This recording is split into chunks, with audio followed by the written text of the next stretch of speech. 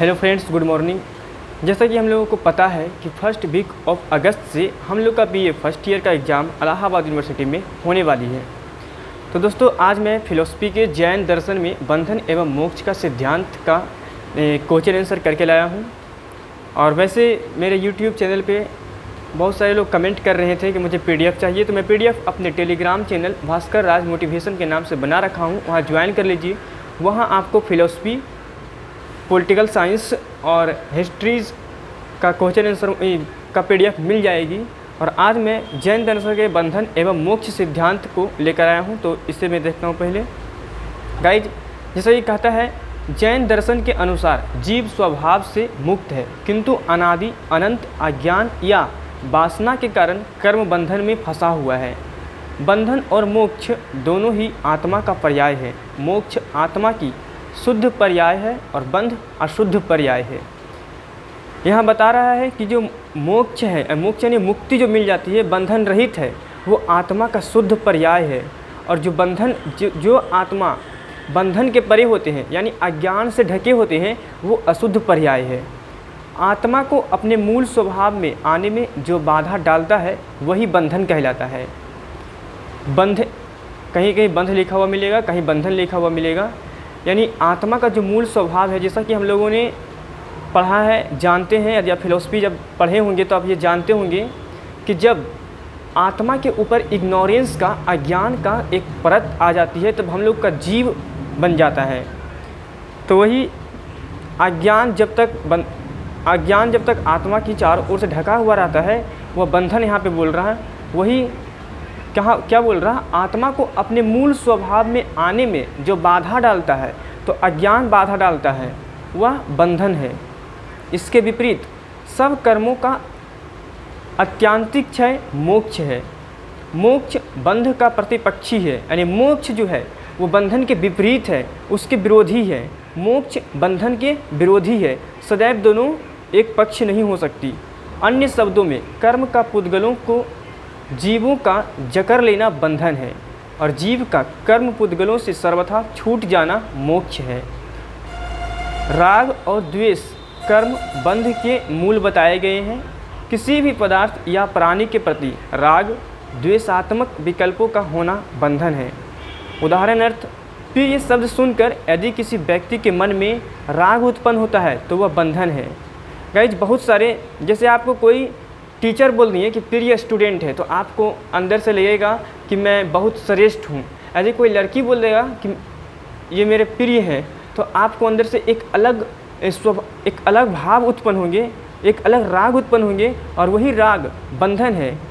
आपको कोई भी प्रिय बोले या अप्रिय बोले, आप उस समय उदासीन हो, यानी आपको किसी भी प्रकार का राग उत्पन्न नहीं होना चाहिए।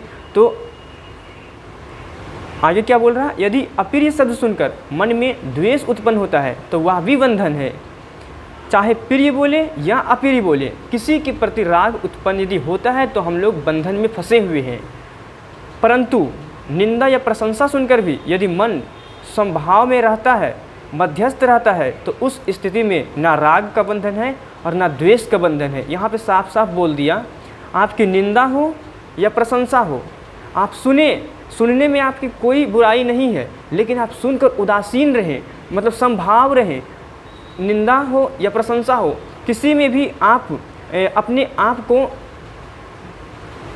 अलग जैसा महसूस ना करें, और आप दोनों में मध्यस्थ बने रहेंगे, तो उस स्थिति में ना राग का बंधन है और ना द्वेष का बंधन है। अब आगे देखते हैं। बंधन शुभ व अशुभ दोनों प्रकार का हो सकता है, किंतु दोनों ही मोक्ष प्राप्ति में समान रूप से बाधक है। अध्यात्म कहता है कि केवल नरक में जाना ही बंधन नहीं है, स्वर्ग में जाना भी एक प्रकार का बंधन है। गाइज, अब नेक्स्ट पेज में है,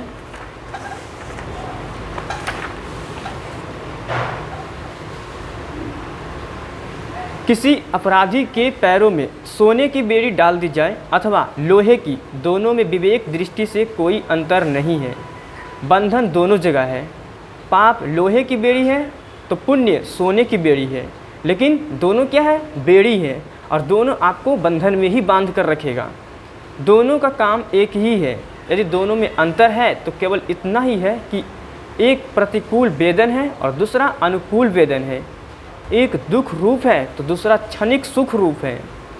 मोक्ष का शाश्वत सुख प्राप्त करने के लिए जिन प्रकार पाप को छोड़ा जाता है, उसी प्रकार पुण्य को भी छोड़ा जाना अनिवार्य है।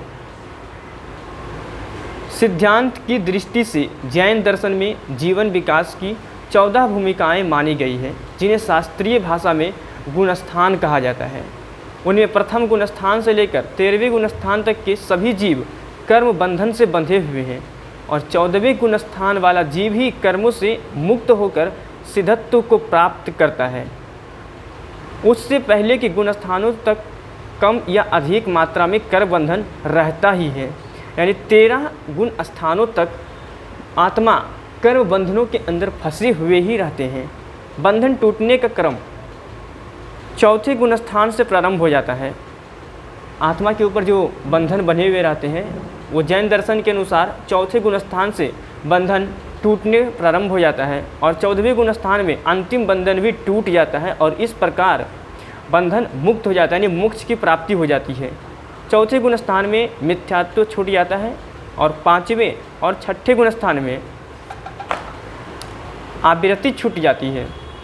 10वें गुण स्थान के अंतिम क्षण में कषाय छूट जाता है और 13वें गुण स्थान के समाप्ति काल पर 14वें गुण स्थान में योग भी छूट जाता है। इस प्रकार जीव सब प्रकार के बंधनों से मुक्त होकर मोक्ष की प्राप्ति करता है। गाइस, यही है जैन दर्शन के बंधन एवं मोक्ष की सिद्धांत। स्क्रीनशॉट कीजिएगा तो स्क्रीनशॉट कर सकते हैं, लिख सकते हैं। ऐसे में तो इसे टेलीग्राम चैनल पे अपलोड कर दिया हूँ, भास्कर राज मोटिवेशन के नाम से बना रखा हूँ। वहाँ भी डिस्क्रिप्शन में मैं लिंक दे दूँगा, वहाँ जाकर ज्वाइन हो जाइए। और आपको मैं पहले बता चुका हूँ, political science, philosophy, political science में पॉलिटिकल थ्योरी और कॉन्स्टिट्यूशन दोनों और फिलॉसफी का भी PDF वहाँ मिल जाएगी। थैंक्स दोस्तों, मिलते हैं अगले वीडियो में एक नई क्वेश्चंस के साथ। और अभी मैं जितने भी क्वेश्चंस ला रहा हूँ वो सभी VVI क्वेश्चंस हैं। पिछले 10 वर्षों में जो प्रश्न हुए हैं मैं उसे देखकर एक क्वेश्चन तैयार किया हूँ और उसी क्वेश्चन के आंसर मैं आप लोगों के सामने ला रहा हूँ। तो मैं उम्मीद करता हूँ कि आप सारी वीडियो देखें और इसे यदि आप बढ़िया से कर लेंगे तो एग्ज़ाम में आने की संभावना अधिक है। दोस्तों, उम्मीद करते हैं कि ये वीडियो आपको अच्छी लगी होगी। कमेंट बॉक्स में ज़रूर लिखिए और यदि आप किसी और सब्जेक्ट का वीडियो मांगना चाहते हैं, देखना चाहते हैं, PDF चाहते हैं तो आप कमेंट बॉक्स में लिख कर ज़रूर बताएं। मिलते हैं अगले वीडियो में।